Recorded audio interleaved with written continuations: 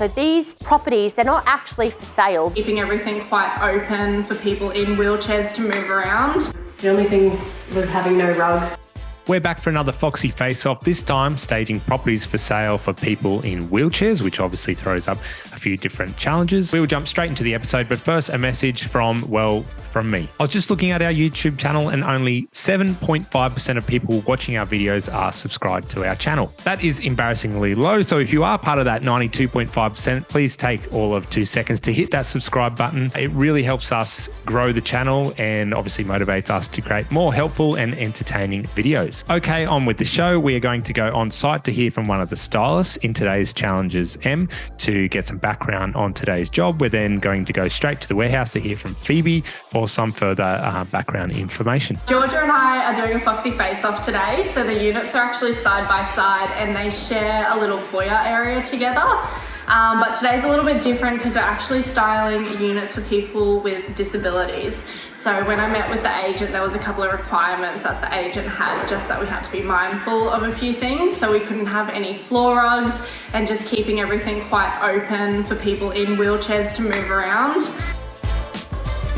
So this Foxy Face Off was a little bit different to our normal property brief, a little bit different to what we are normally engaged for. So these properties, they're not actually for sale. The NDIS reached out to us, so the National Disability Something Services in Australia. So basically they are a corporation who help people with a disability. A lot of those people with these disabilities that they do help either wheelchair bound or they do need some sort of movement aid, and that's definitely what these properties are specifically designed for. They have extra wide doorways, they've got extra wide hallways. You'll notice that all of the kitchen cabinetry, there are no base cupboards because we need to be able to sit there and cook with our wheelchair underneath the bench top. There's a lot of considerations, obviously the handicapped bathroom, bars and all those bits and pieces, everything all on one level. As far as access for us for the truck, it was really awesome. For us, for the considerations that we had to have for a different demographic, that was what the girls had to very much keep at the front of their mind. The whole purpose of what we were engaged for was to get these styled, get them looking amazing, and then they are respite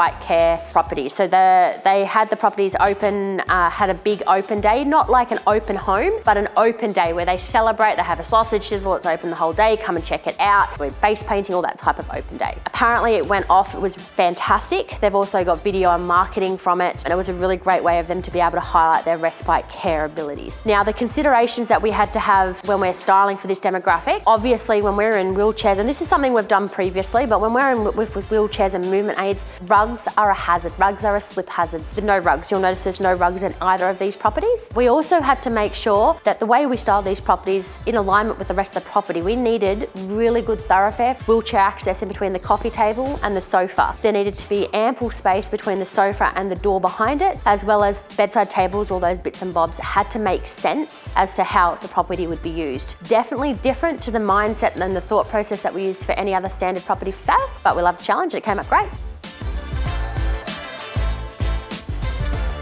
How did your unit go in? Really well. I like everything. Mm-hmm. So the only thing was having no rug, which obviously we couldn't have today.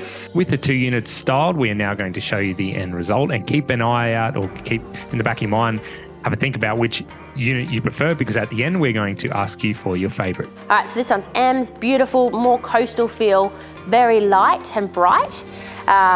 So this one went for a lot softer with all of the oaks.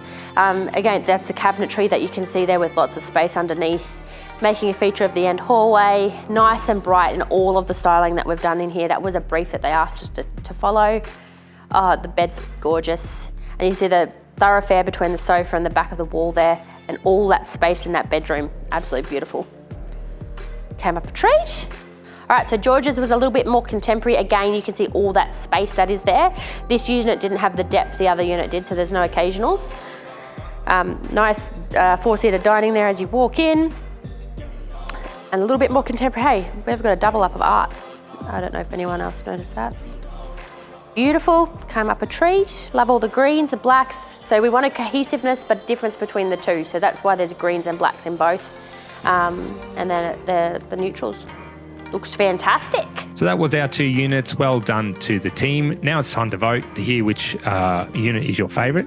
So in the comments below, vote for Unit A or Property A, which was M's property, and Property B, Unit B for George's property. Thanks for watching. See you next week.